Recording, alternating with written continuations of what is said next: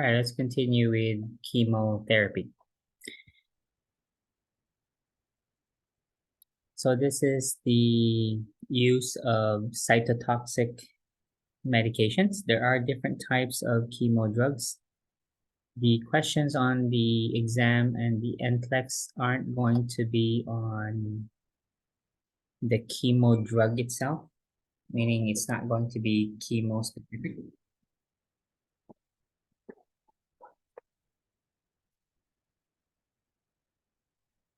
Or specifically not about the drug, but since all chemo drugs have the same effects, they're asked generally.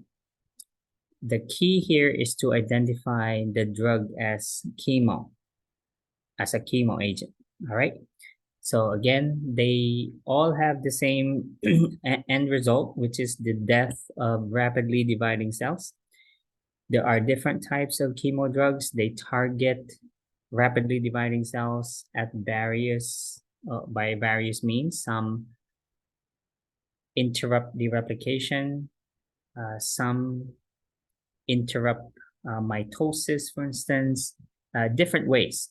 We have anti-metabolites, we have antibiotics, we have alkylating agents. So different types of chemo drugs, again, all they do is kill or affect the division of rapidly dividing cells, which is the main characteristic of cancerous cells, correct?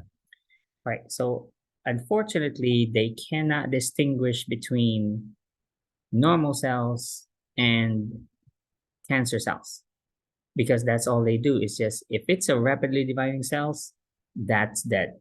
All right. So that's how chemo drugs work. Because they have similar effects, so the side effects will be the same, and that's what the questions will be on. What are the effects of these drugs on the patient? And the only key factor is to recognize the name. They should be able to recognize that, oh, that's a cancer drug. But the question won't be about a specific drug. Is that understood? And are you following?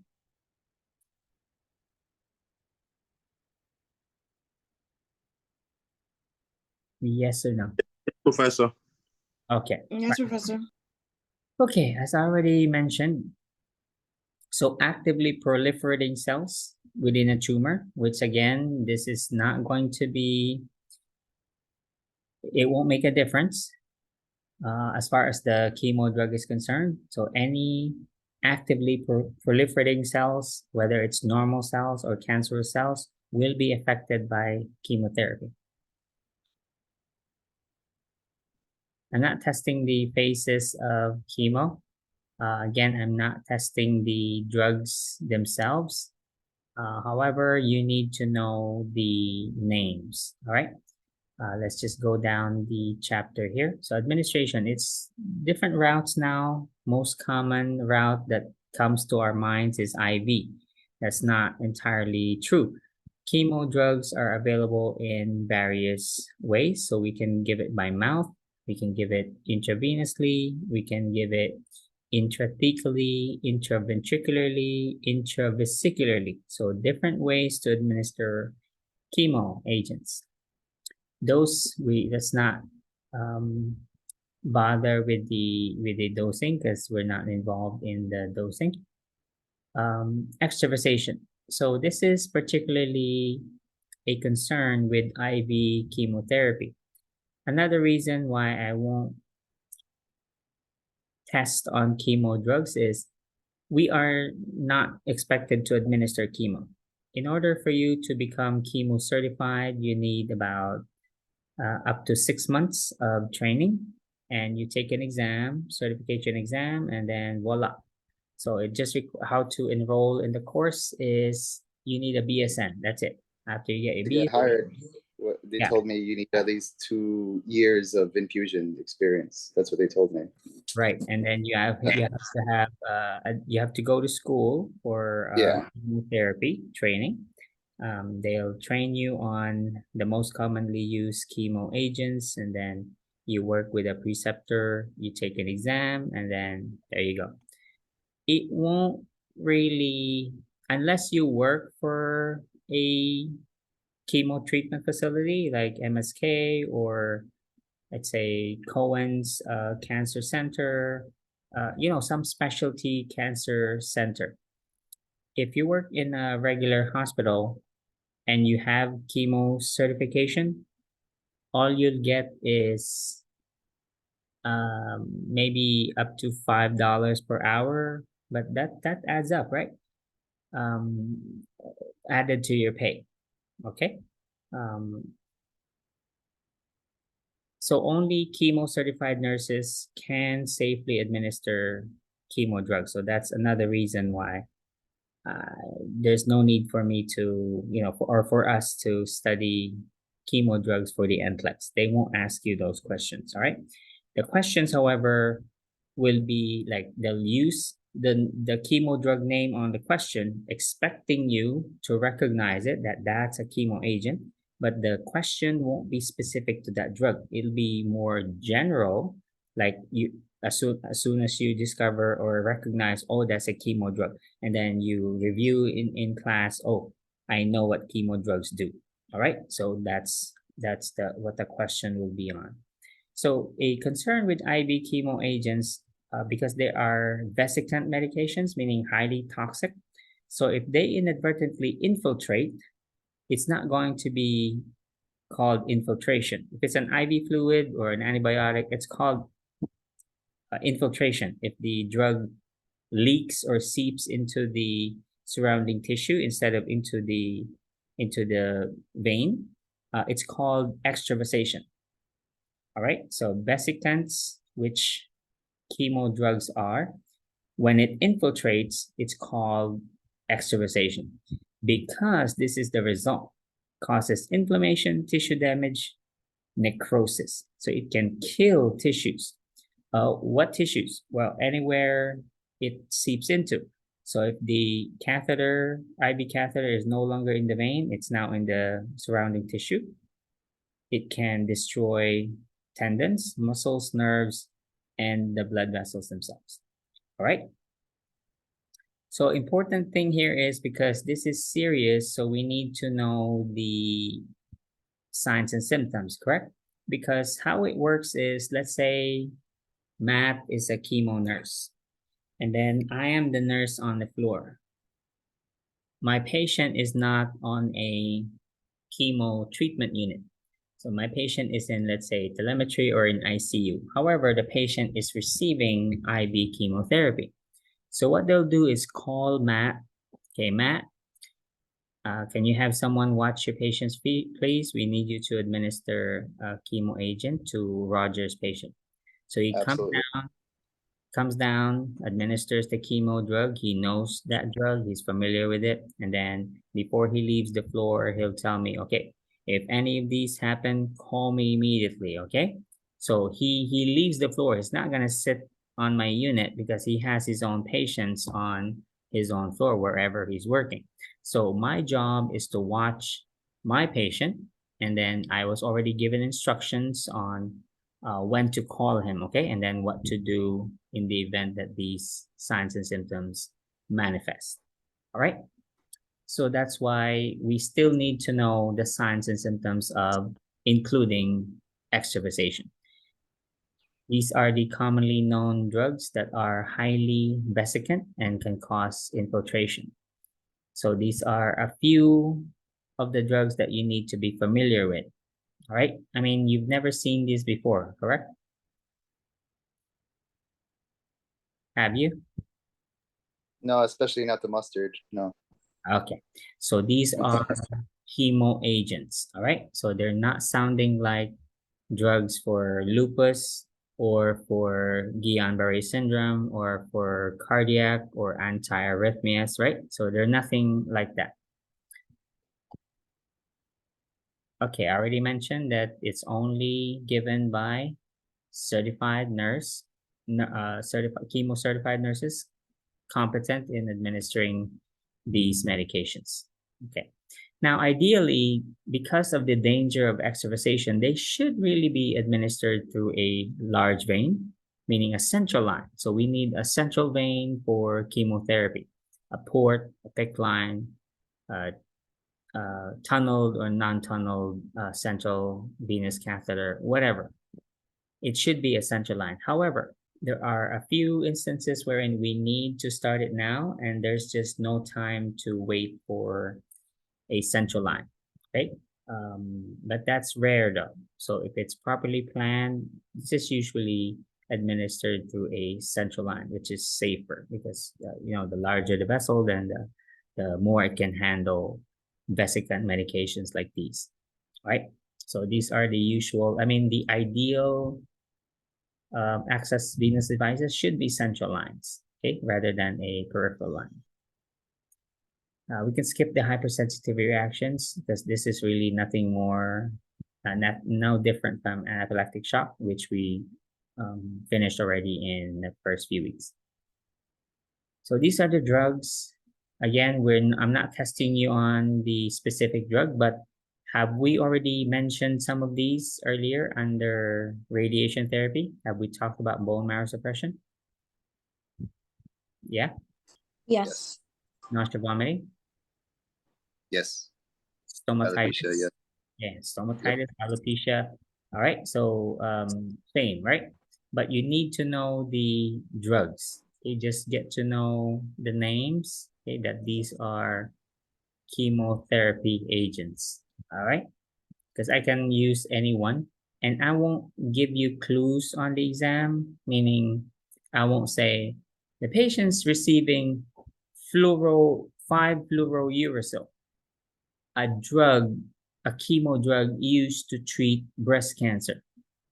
That's too much information. All right, I'll just say patients receiving 5-FU. Which of the following side effects will the patient or will the nurse watch for? Does that make sense? They have similarities. If you compare from one chemo agent to another, they're really the same, okay? Having similar here, bone marrow suppression, that means they have all three: anemia, thrombocytopenia, and neutropenia, except for a few wherein here, this one causes hypercalcemia, okay? So a little different, but again, I won't put you in that scenario. So I'll expect you to remember are the common effects. So we already discussed them under radiation therapy, which are these. Okay. All right, up to there. So pretty much all rapidly dividing cells, your reproductive cells, because your sperm cells are also rapidly dividing, right? Your eggs in the ovaries are no different from the cells in the bone marrow.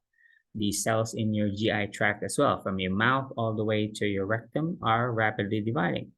Your hair, okay, hair is rapidly dividing. So that's why the patient loses hair, because all rapidly dividing cells are affected. That's why there's nausea, vomiting, and diarrhea.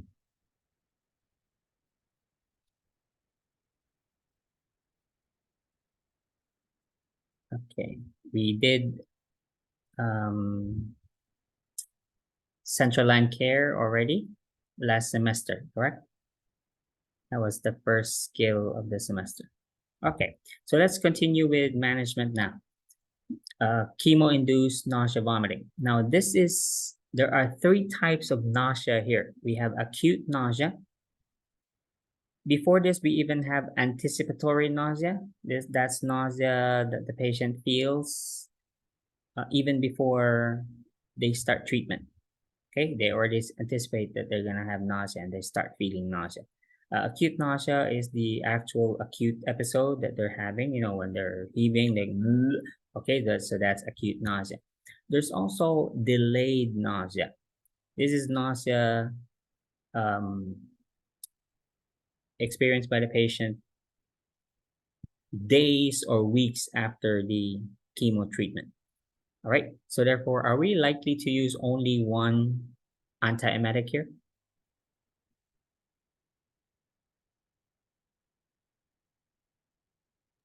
No, Professor. Okay, so we'll have to use multiple. So we need to address acute nausea, anticipatory nausea, and delayed nausea.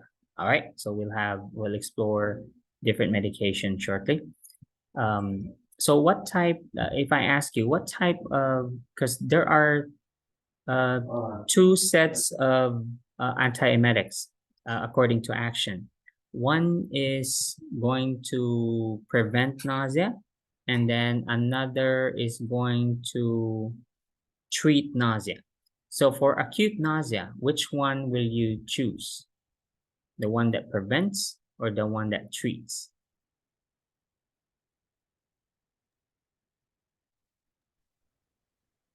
Prevents. Treats. The one that prevents. For patients having acute nausea, they're nauseous now. What will you choose? Prevention or treatment? Treatment. Treatment. Treatment. Ideally, Treatment. Anticipatory nausea, what will you use? Prevention. both. You can use prevention. You can also use treat. Okay. What about for delayed nausea vomiting?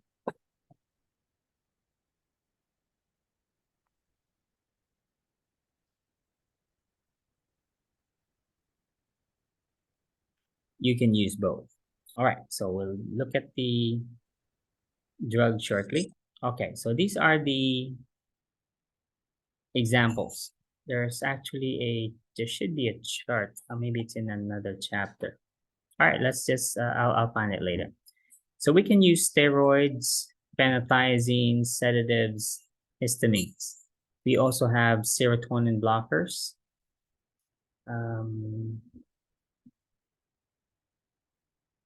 Let me find the drugs now, because I might forget to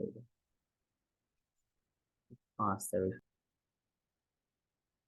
All right, so for the various antiemetics, so we'll just refer to table 16-2. This is in the post-op chapter. So let's review again. So your key is under the nursing implications. So we can use metoclopramide, brand name Reglan. So this action is it's a GI stimulant, so it promotes peristalsis. So therefore, if peristalsis is increased, there's no bloating, there's no distension, patient feels better. Phenothiazines, flucloperazine, this is for severe nausea vomiting. The benefit for this is available in rectal suppositories. So very convenient because it's hard to swallow a pill when you're nauseous, correct? So comes in handy. Then we have phenothiazine. Promethazine is not very popular nowadays because for a while it was taken off the market due to IV complications. However, it's back now. So this one is also good for acute nausea vomiting. We got dimenhydrinate. So the same, over the counters we use like Dramamine, for motion sickness. So this is for prevention, obviously. Hydroxyzine, which is also a antihistamine, is good for acute nausea vomiting. Again, scopolamine, this one is available in a patch, a transdermal patch, which you're instructed to apply behind your ear. And ondansetron is a serotonin antagonist. So this one is good for prevention of nausea. Okay, so we're expected to use any or probably all of these to control the patient's nausea. One thing not mentioned here, not listed here, but is frequently used in the ER is something called Emend, which is aprepitant. Aprepitant is usually given with a steroid and a serotonin antagonist, meaning we'll use three drugs, a steroid, the aprepitant, and ondansetron together. Given all three at the same time, this will control both acute and delayed nausea vomiting. Okay, so that's an example of how we combine multiple drugs to control the patient's nausea. Because if the patient is nauseous, are they likely to eat?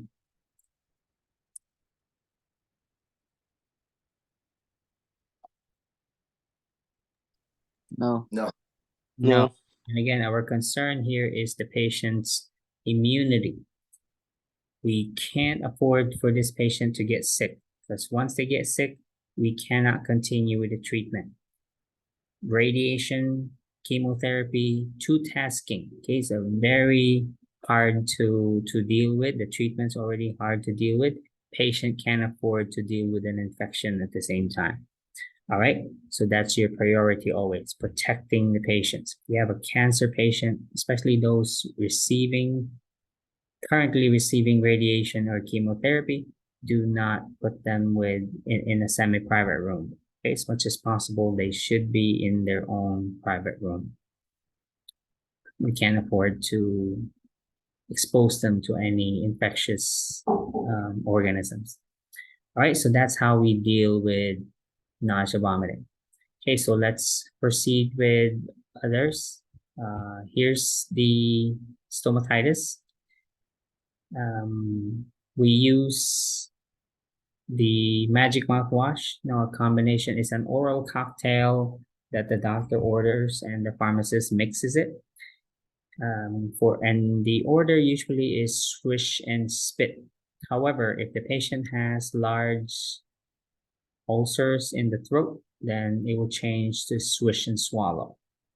All right, so that and it's usually given before meals so that it numbs the throat, numbs the ulcers. The patient momentarily can at least chew and swallow without discomfort. But even with that, I mean, the patient has fatigue. I mean, who likes to eat when they're fatigued, right?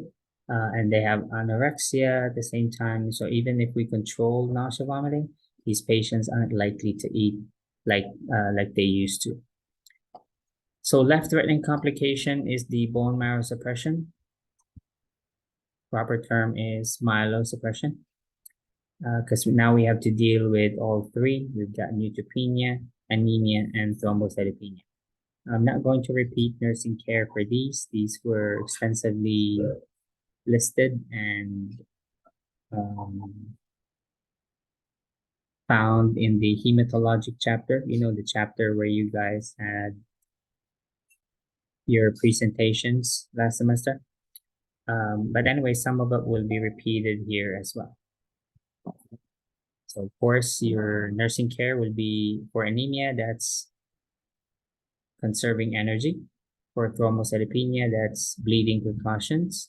And for neutropenia, that's protecting a patient from infection or preventing infections, all right? Drug-wise, we can't wait for nature to fix this, all right? Because remember, what caused the bone marrow suppression?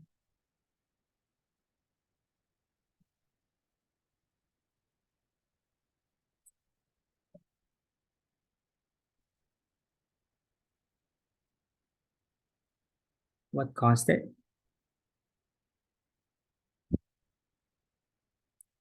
The medication. Which medication?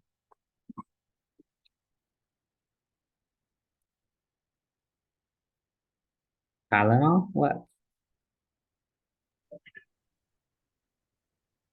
The suppressant we give them. What drug caused the myelosuppression? I mean, what are we talking about here in this chapter?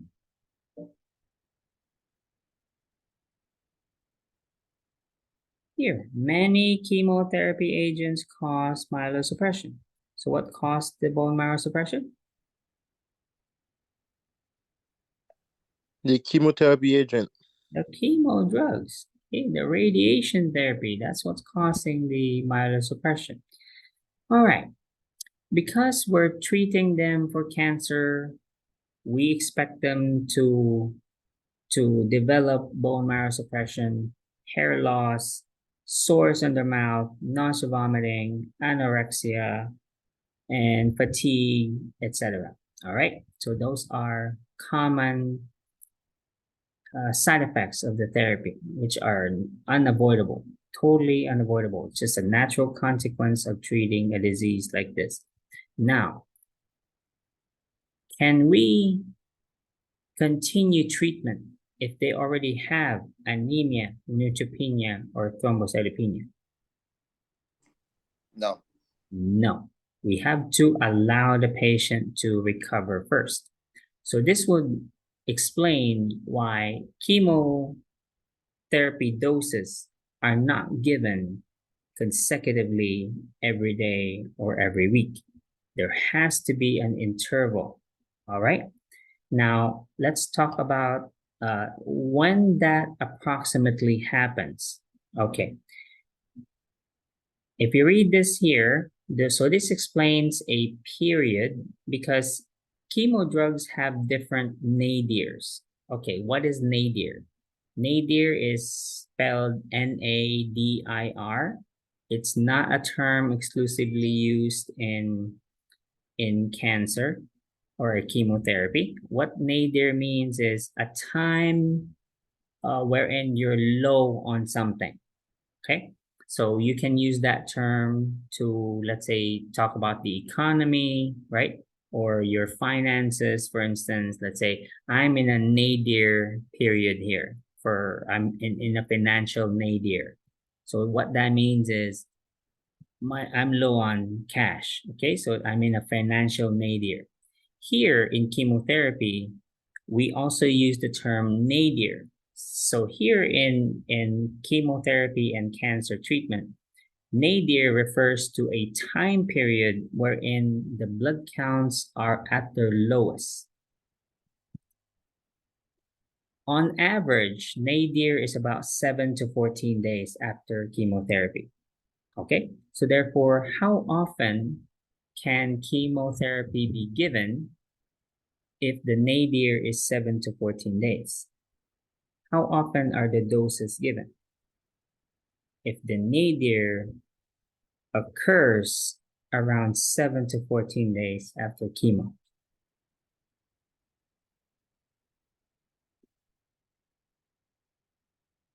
So I received chemo today. When will I develop nadir? Within 7 days. 7 to 14 days from Yeah, today. possibly. All right, so when can I receive the next dose safely? 2 weeks. Approximately 2 weeks. All right, that makes sense? Because we want the patient to recover. Now, sometimes, because can the patient recover if they're nauseous, if they have anorexia? Can they recover? Can their blood counts catch up? If they're not eating, they're not drinking because their mouth is painful, their throat is painful, they're tired, there's no energy, they have anemia, they're depressed about their hair or what their hair, you know. No. Okay, they're not gonna eat. So, do they need help during that nadir period? Yes, we better help them. So these are the drugs to help facilitate the production of the bone marrow. All right. So we have colony stimulating factors. They are namely, let's start with red blood cells. So red blood cells can be, red blood cell production can be stimulated with erythropoietin. All right. Another is we can use oprelvicin. This drug stimulates platelets. Okay, megakaryocytes are the precursor to platelets. Okay, and then finally for white blood cells, it's not listed here, but it's going to be filgrastim. If you haven't heard that drug, let me spell it for you. Okay, filgrastim. All right, did you get the spelling?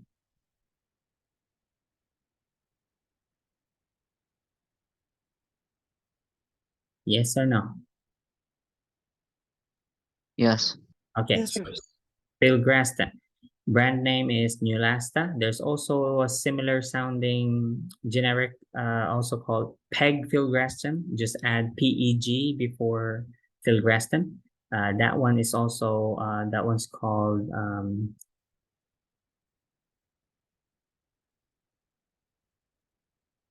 I forgot. No, sorry. Filgrastim is Neupogen. Pegfilgrastim is Neulasta. All right. So both are colony stimulating factors for WBCs. Okay, so they promote the production of white blood cells. Okay, so we're going to administer those to the patient to help their bone marrow out. Okay, because again, they're not eating right, they're not eating enough. They're not their bone marrow needs nutrition. We need iron, we need B12, folate in order to produce red blood cells. They're not taking that, okay, because they have no appetite whatsoever. So these drugs have to be administered. Okay, there's usually once weekly injections. And of course, before you administer erythropoietin, what lab work must you monitor? Knowing that it stimulates red blood cell production, what will you monitor?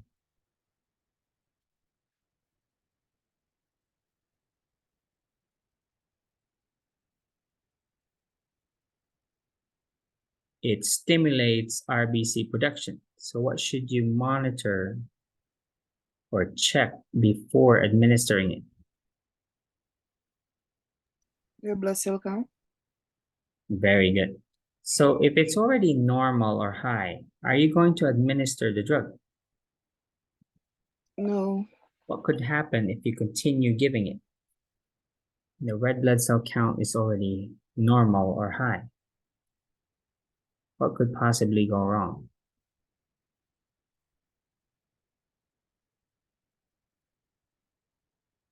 What can the patient develop? So now they have really high red blood cell counts, higher than normal. Erythrocytosis and polycythemia. That's what it's called, yeah. But what will they develop as a result? They have so much red blood cells. What could possibly go wrong? Isn't that good? Yeah, they have so much red blood cells, so many cells to carry oxygen. Isn't that a good thing? Does it cause inflammation? Why will it cause inflammation?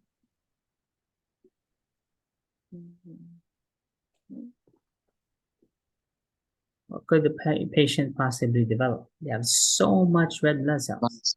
I would say edema and also possibly PE. What? Okay, very good. What did you say, Kurt? That's not Clots. correct. Okay, they can use clots. I mean, they can form clots and then cause a stroke, a heart attack, or a PE. What about white blood cells or platelets? Sorry, the platelets. Before giving Oprelvicin, what will you check first?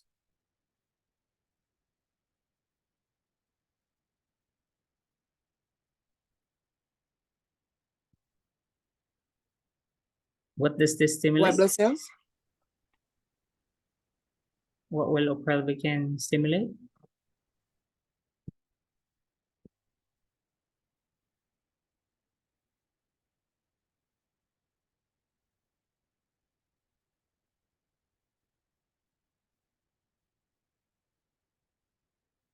Come on, guys.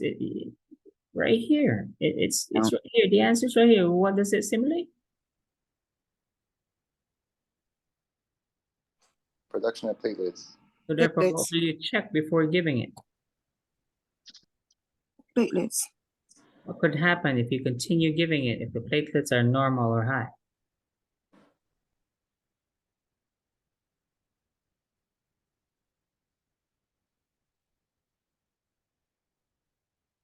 Is it any different? If platelets are high, yeah, same thing. Yeah, blood clot. And also cause clots. All right. What it's known for also are the following. So here, if it's at toxic levels, it can cause capillary leak syndrome, pulmonary edema, which means heart failure, arrhythmias, nausea, vomiting, and diarrhea. Okay, so those are side effects of Oprelvicin, or if they become toxic. Develop toxic levels of it. All right. Oh, for filgrastim, usually the complaints are bone pain, right? There are other side effects, but most common patient complaint is they get bone pain from receiving filgrastim or pegfilgrastim. Alrighty.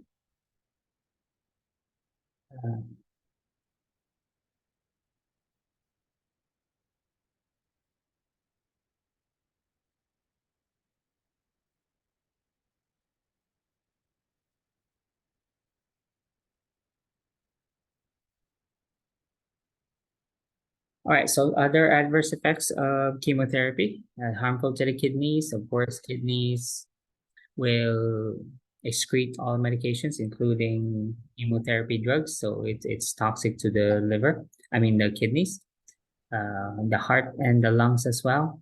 We'll talk about the oncologic emergencies later that will affect this, particularly superior vena cava syndrome. Reproductive system, because the reproductive cells are rapidly dividing as well. So the eggs and the sperm are rapidly dividing. So what advice would you tell the patient? Because these are all going to be suppressed. So what should they do prior to starting chemotherapy or radiation? They will Sex be education. and what also? Because these cells will be affected. So if you have anemia, thrombocytopenia, neutropenia, so what will happen to your eggs and sperm count? It will drop. They will also drop. And can you become infertile? Yes. Possibly, yeah. You may not. And then if you're still, childless or you want more children in the future, you may want to freeze your eggs and sperm, right? Neurologic, there's something we call chemo brain, but this thing though is a temporary condition, meaning the patient's IQ will return back to baseline after treatment.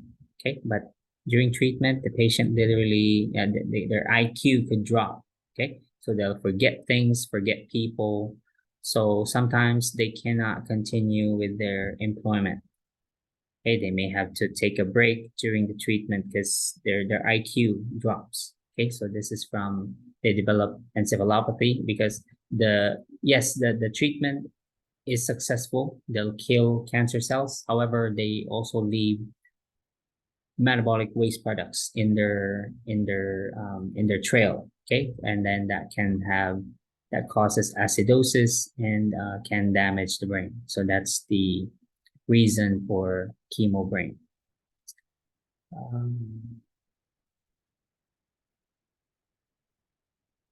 There's also neuropathy. So if you develop encephalopathy, the chemo drugs can also cause neuropathy.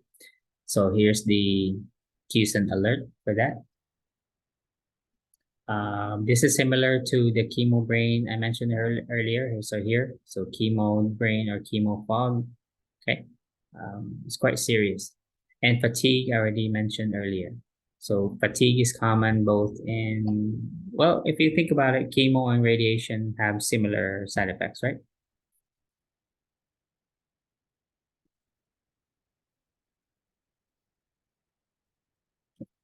Even the long-term side effects here, also similar to what was listed under radiation therapy. So it wasn't just radiation that caused the xerostomia or dry mouth. This can also, radiation causes dental caries, tooth decay. I'm not sure if it's true for chemo drugs, probably also.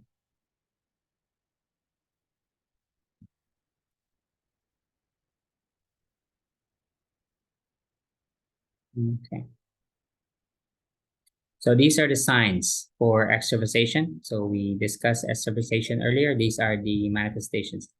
This is not complete. The rest of the bullets are here. Never mind. Those are the only three.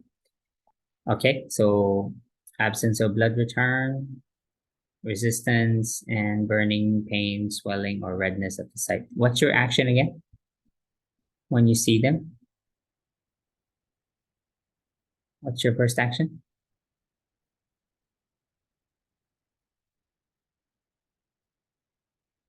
Stop the medication. Stop it immediately and what? That's it.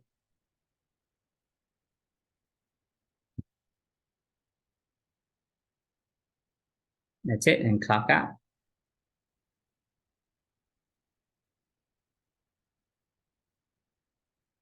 What's our next action? I mentioned this earlier. Remember, me and Matt, I'm the nurse, Matt is the chemo nurse. So what do? I stop the infusion and then what?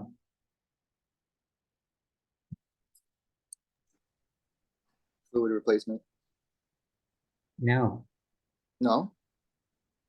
So you saw these, right? So remember the scenario earlier? So I'm the regular nurse, Oh, Matt, I see. the Okay. chemo Okay, nurse. sorry. He administered the drug. He told me what to watch for. I saw exactly what he told me to report, to watch for, and I stopped it because I saw one or more of these. And then what do I do next? Report Call it the other nurse. To who? to the IV nurse. I report it to Matt. I report it to the chemo nurse. physician or the Not the doctor. The doctor is not the expert here. Okay, the doctor is not around. Matt. Okay, so remember, Matt administered this, so I will call Matt. Then Matt will take over from me. All right, so Matt will call if he needs to call the radiation oncologist or the chemo doctor, the cancer doctor, then he'll do that. Okay, but I have no business reporting this to the doctor directly. I report to the chemo certified nurse. So unless on the exam there's no chemo nurse to be called, only the doctor, then okay, then you're left with no choice. Call the doctor. All right. Usually they have a kit. Again, don't worry about these because we are not chemo certified. So I won't go into the antidote either. See here, they mentioned about antidotes. Because each drug has a specific antidote. Sometimes they'll say, put a cold compress. Some will say warm compress. Well, I don't know. I didn't study these drugs. So therefore, who's the expert about chemo drugs? The infusion nurse. The chemo nurse, right? Because they were trained for that. Of course, the cancer doctor also, but cancer doctors don't administer chemo either. It's really the nurses the chemo nurses that administer them. Okay, so nausea vomiting, we looked at the medications earlier under chapter 16, page 441, was it? Here, managing fatigue. Basically, this is balancing activity with rest, similar to anemia. Management of fatigue is the same as management of anemia. Protecting caregivers, this will refer to the not only the chemo agent, but if they're receiving radiation, we discuss the precautions. Okay. Okay, let's briefly discuss stem cell transplant. So stem cell transplant used to be stem cells were harvested from the history was early 2000s, and it was very controversial because they got stem cells from embryos. Okay, if you remember that time, if you were born during that period, and then they went on to other sources like the umbilical cord. They discovered, oh, we can get stem cells from there too. No need to get it from an embryo. They can also get it from the bone marrow. And recently they discovered, oh, we can get it from peripheral blood. So they'll just draw blood and then get stem cells from that. But the most commonly used source is the bone marrow itself. So when we say hematopoietic stem cell transplant, we're really usually referring to the bone marrow. Okay, so let's describe how the procedure works. So we have this is transplant, so therefore there's two people here, correct? There's the donor and the recipient. I won't test you on the types because there's different types of transplantation, but let's go with the procedure.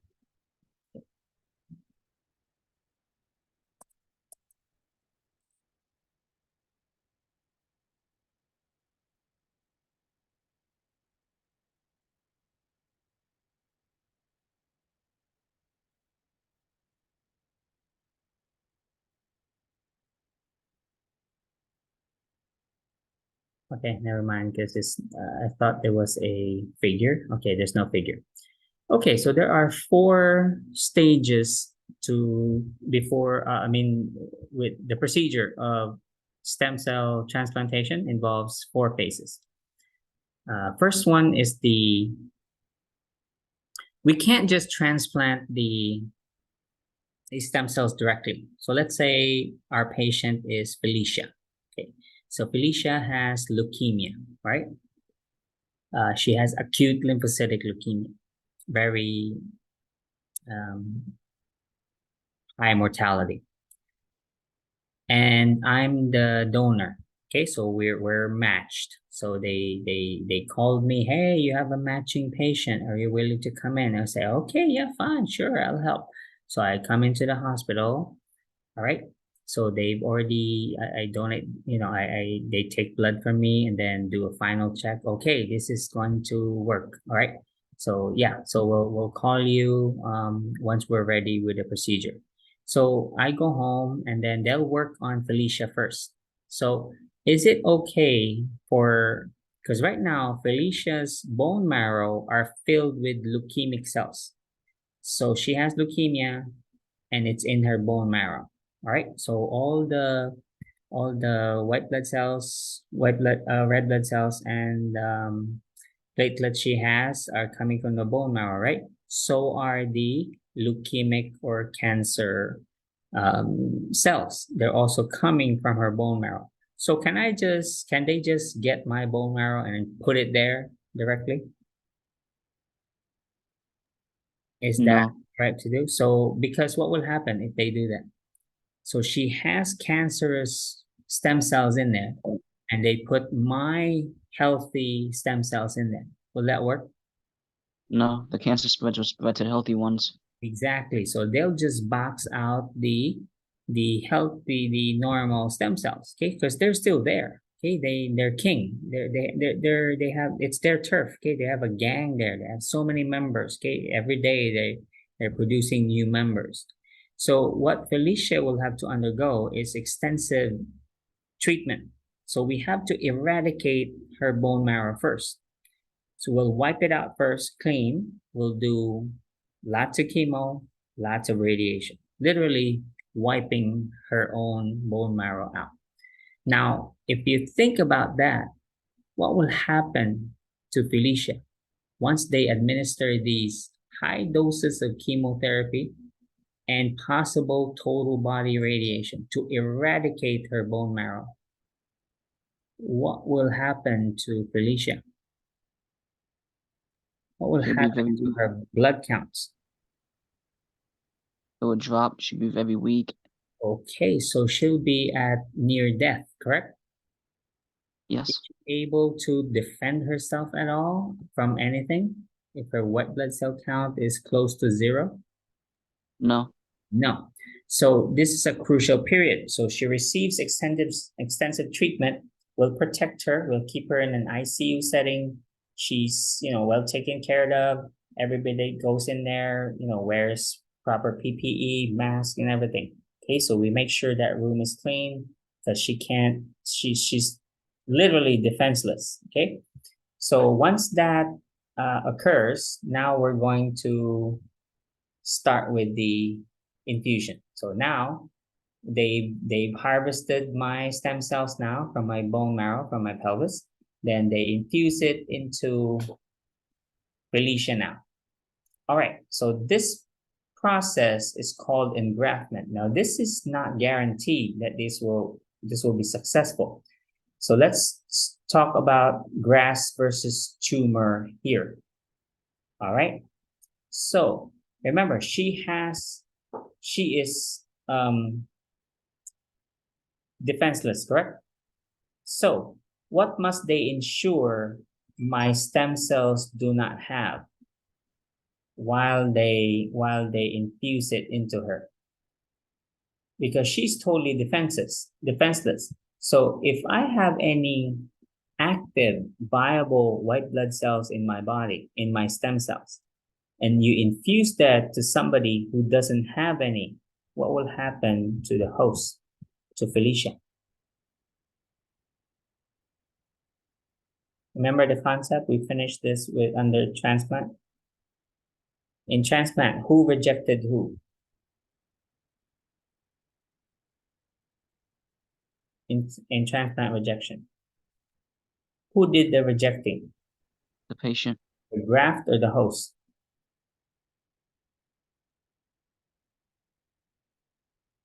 Who is the patient? Is the patient the The graft? host. Okay, the patient is the host. Okay, so in transplant rejection, it was the host who attacked the graft, correct? Here, the host is totally defenseless because we wiped her immune system out. Gave her large doses of chemo, radiation, eradicating her bone marrow. So she has no blood cells left. Or maybe she has, few, it's not totally zero. But she leaving her unable to protect herself. So if this stem cells that we're infusing to her happens to contain viable active lymphocytes in there, what will those guys do to Felicia?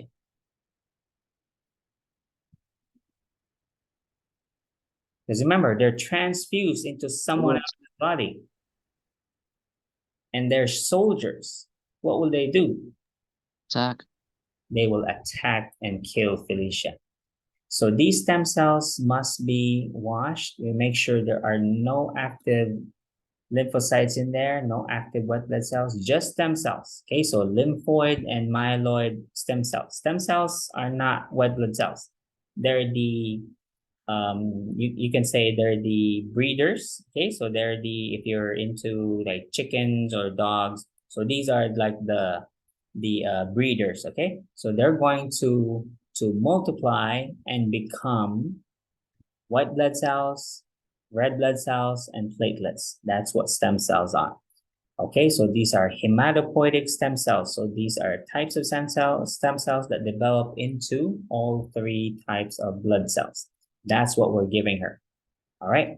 So hopefully we do it correctly. And there's engraftment. Engraftment means my bone marrow is now proliferating inside Felicia's bones. Okay, so after about 8 to 10 days, now she has a new start. The stem cells that was transfused to her, transplanted to her, are now producing new non-leukemic red blood cells, white blood cells, and platelets. Do you understand the procedure?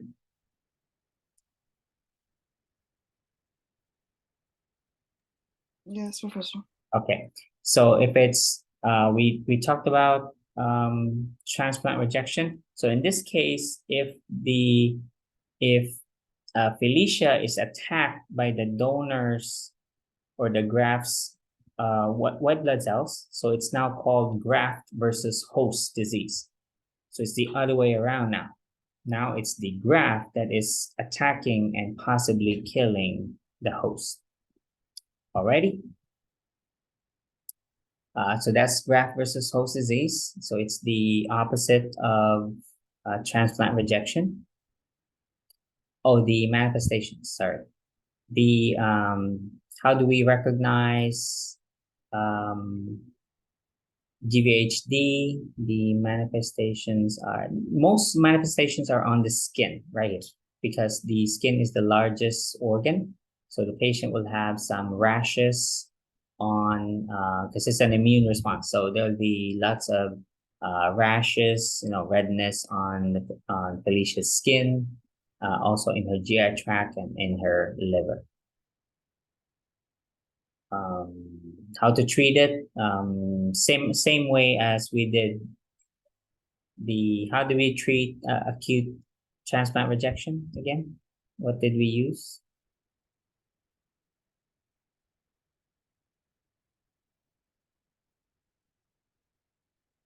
How do we treat acute Immunosuppressants. transplant rejection? Immunosuppression. So same thing here. So the host will receive immunosuppressant drugs, as well as the donor actually. Both will be given both drugs to make sure there's no GVHD. Okay.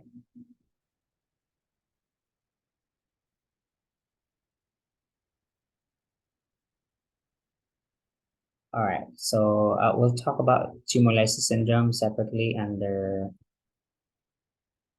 So like I said, we'll stop at chemotherapy. We won't discuss immunotherapy. This remains very expensive.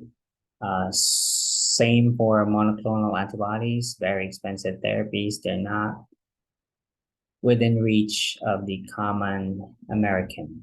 Okay, so guys like you and me, maybe some of you, but I know I can't afford these. All right, let's go to the next page. Okay, so let's go to cancer survival now.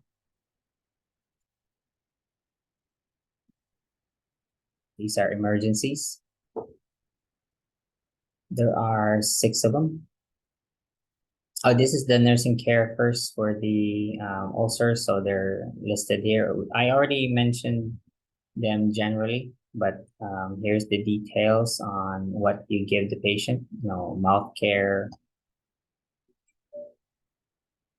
the oral cocktail I mentioned earlier.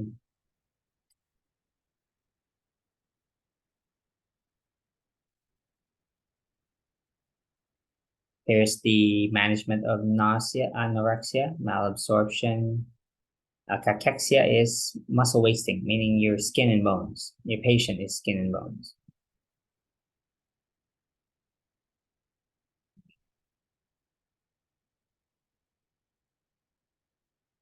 Okay, so here's your sources of fatigue, and your nursing care should follow. This is for body image, meaning the patient, you know, remember the patient lost hair, they're skinny, they're losing weight, they don't look as hot as they used to. That leads to insecurity, impaired self-esteem, low self-esteem, disturbed body image. But the most life-threatening complication is always infection, and I already explained why. And I talked about fever, correct?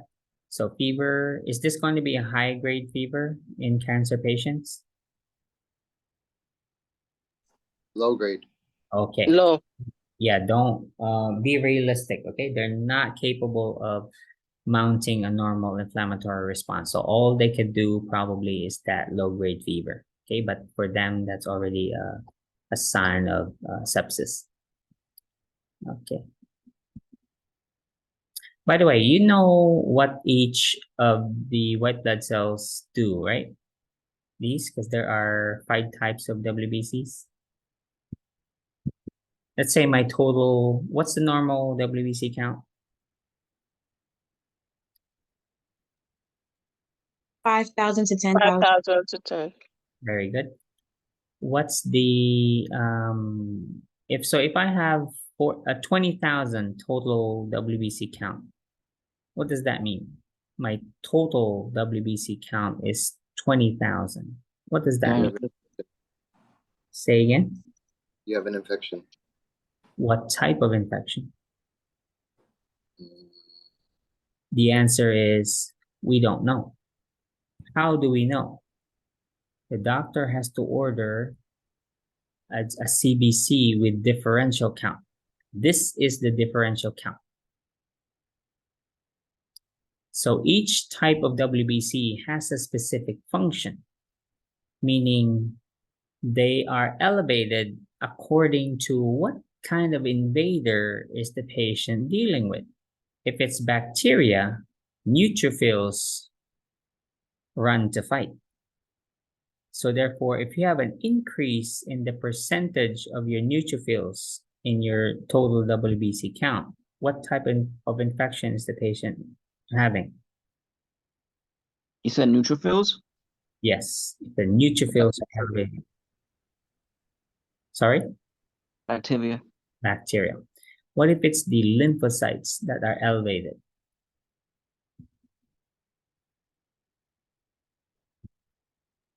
Isn't that also bacteria and viruses? No, this is viral. Right? That's viral. That's viral. Basals and eos usually some parasitic, and eosinophils inflammatory. So eosinophils are elevated in patients with a COPD exacerbation, asthma attack. So yes, asthma patients and COPD patients, when they have a flare-up or an attack, their WBC count will rise, but not neutrophils, not lymphocytes, but the eosinophils will rise. Does that make sense? Yes. All right. So it's not always, don't jump into, oh, that's bacterial infection. All right. It depends. Okay. We won't know unless we have a differential count. So the doctor usually orders a differential count, and then we'll see the breakdown of the white blood cells. Well, which one is elevated? All right. So when it says bacterial, it's usually the bands, okay, that will be elevated, because there are two types of neutrophils. We've got mature ones called segs or segmented neutrophils, and then we got immature ones, which are called band neutrophils. So if it's an increase in bands rather than the segs or polys, then that's definitely a bacterial infection. All right, I talked about nadir, right? What is nadir again?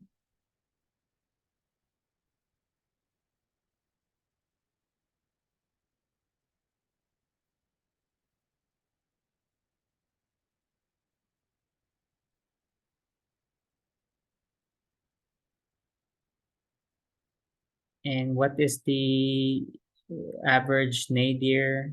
7 to 14 days.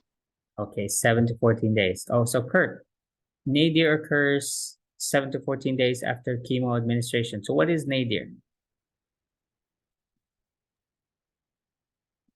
That's what you get because of chemo. It's Yes, so what is it? How do you explain nadir to your patient?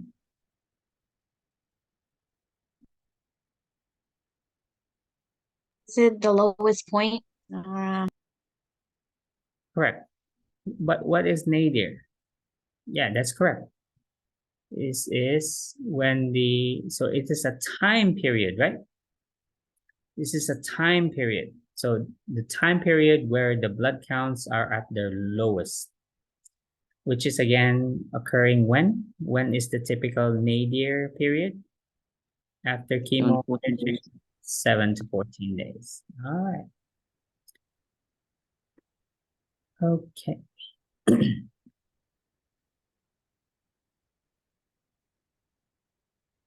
All right, so here I mentioned this a few times already. Fever should be promptly reported. And do we wait for a high-grade fever?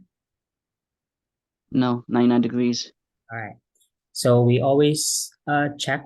So if patient develops a fever, then the doctors will try to discover, okay, where is the infection coming from? So they'll draw the following, cultures for these if they're available, meaning if there's a wound. We're trying to investigate, where is the infection coming from? Is this from a wound? Is there a catheter somewhere? Right? Is there does the patient have pneumonia? Okay, any symptoms anywhere? Okay, so we immediately investigate. We can't have this patient dying. So here are we have the first two oncologic emergencies now. I won't repeat septic shock. We did this in chapter 11 on your first module. So septic shock is one of the oncologic emergencies. Second is The bleeding and thrombocytopenia, this is actually referring to DIC. So that's number 2. So that's the second.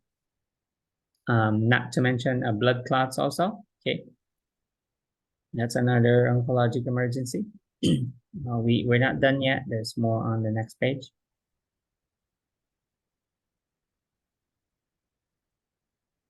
So we did sepsis, DIC. So we're on survivorship, and the emergencies are here. We'll finish it. Oh, good. There's a table. All right. So these are the rest. We've got table 12, 13, and this will be it for today. Oncologic emergencies. So the first two from the previous page. So we got sepsis and DIC. DIC you discussed last semester in 241 in your group presentations. Here's the third, SVC syndrome. So this usually results from lymphomas or any thoracic tumor. So, tumors within the thoracic cavity, around your heart, around your lungs. So the tumor there compresses the superior vena cava, and these are the manifestations. Okay, because now venous return is impaired. So there's congestion of blood everywhere. So there's congestion in the upper parts of the body, congestion in the lower parts of the body. So it would make sense why the patient would have these manifestations. Okay, because they're all caused by congestion, venous congestion. The superior vena cava is compressed, so therefore it prevents blood from returning from the upper parts because it's the superior vena cava. Medical management, it's here.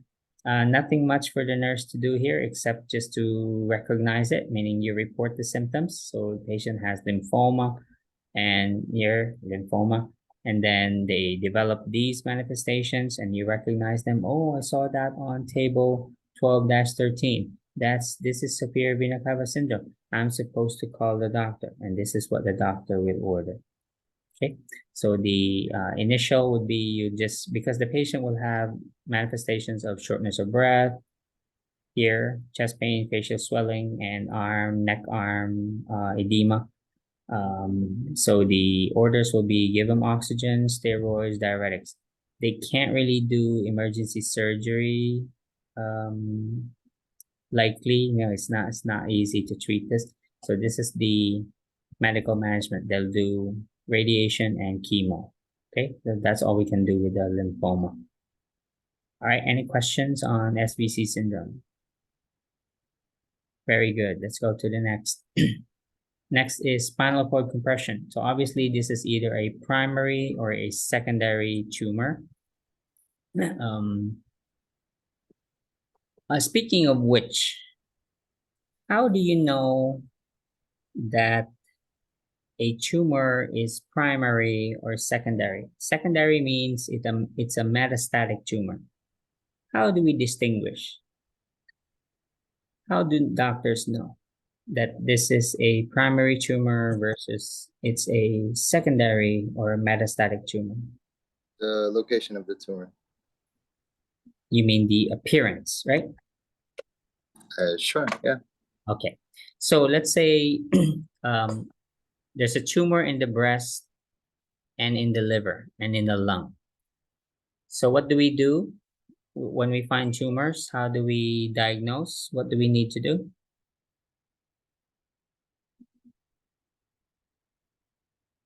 We found tumors in 3 different places. So how do we diagnose it? Biopsy. Okay, so we'll take a sample of each of those tumors. Take one from the breast, the liver, and the lung.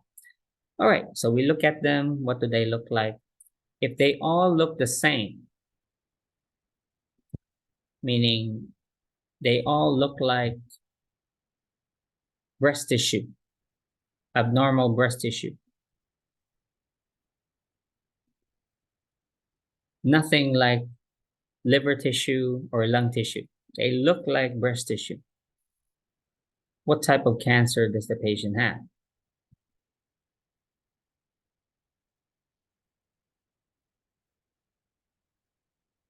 Metastatic. Metastatic what? Metastatic cancer? That's when it spreads. Yeah, but which one's the original tumor? The Breast breast cancer? one. Okay, so the patient has metastatic breast cancer. Does that make sense? So the tumor in the breast is the primary tumor. The tumors in the liver and in the lung were secondary or metastatic tumors. Understand? Yes. Okay, so we need the biopsy. What if, same scenario, okay, 3 different organs, breast, liver, lung, we got 3 tumors in each, we got tumors in each of those areas. We took biopsies, they look nothing alike. How many cancers does the patient have? 3. 3 different cancers. Okay, so the patient has breast cancer, liver cancer, and lung cancer. How lucky is that patient? Not for long. Okay. All right, I hope that. Professor, I have a question for you. Yes. Yeah, go ahead. So I had a friend, or I have a friend, that was diagnosed with testicular cancer, and it was stage 2, and it metastasized to his lungs and then his brain. So what would you classify that as? Yeah, metastatic testicular cancer. That's 3 different cancers, or is it No, the patient has one. resulting? Yeah, so the Okay. first scenario I gave, the patient has one cancer, which was breast cancer. It spread to the lung and the liver. Yeah. So in this particular instance, patient has one cancer, testicular cancer, which metastasized to the brain, The lungs and the lung. Yeah, the lung. yeah. So it would be treated the same. Yeah, one treatment. Okay. I Thank mean, you. not really one treatment. I mean, the patient has one cancer, but treatment course, yeah. is multiple. Yeah, patient may receive. But the chemo- diagnosis is the same. Yes, one diagnosis. Yeah. I see. Okay, thank you. Alrighty. So this one could be metastatic or primary tumor. Okay, obviously on the spine, but most likely metastatic because we hardly hear of a primary spinal cord tumor. Okay, I don't think there's any. So usually they grew somewhere, let's say a lung cancer, and then metastasize or spread to the spinal cord. And as a result, the tumor grew in the spinal cord, compressing it and causing spinal cord injury. So what are manifestations of spinal cord injury? Okay, the following. Okay, so those are manifestations.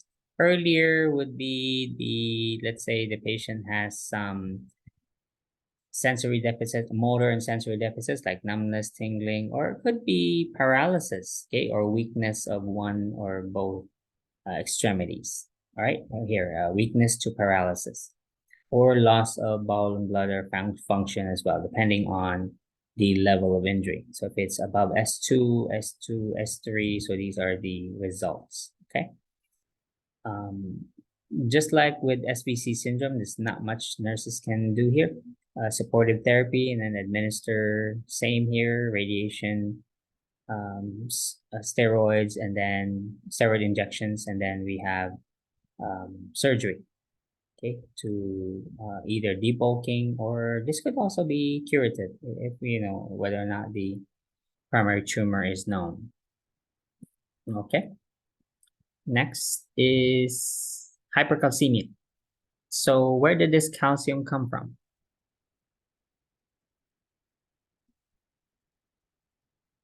Did the patient eat a whole bottle of Tums?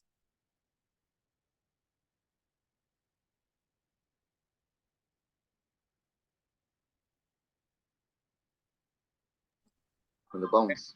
Okay, from the bone. So obviously the patient has either, again, a primary or a secondary tumor of the bone, and it's breaking down calcium from the bone, spilling it into the bloodstream. Manifestations of hypercalcemia, which you did last semester. So we're back here again. All right. And these are your interventions. If you still remember, we're giving diuretics and fluids, right? So we give large amounts of IV fluids. We give diuretics at the same time to excrete the calcium. What else? Can we give Cinacalcet? Yeah, and then we can also give phosphorus, right? We give either oral or IV phosphates depending on how high the calcium is. They're all mentioned here, so please review the interventions, okay? Meaning management of hypercalcemia. Next is TLS, tumor lysis syndrome. Now, unlike the other three, so we've got so far SVC syndrome, spinal cord compression, hypercalcemia. Number 4 is tumor lysis syndrome. Now, unlike the other three, which were bad news, correct? This one is kind of a good news. The good news is the treatment working? Chemotherapy or radiation, is it working if we have tumor lysis?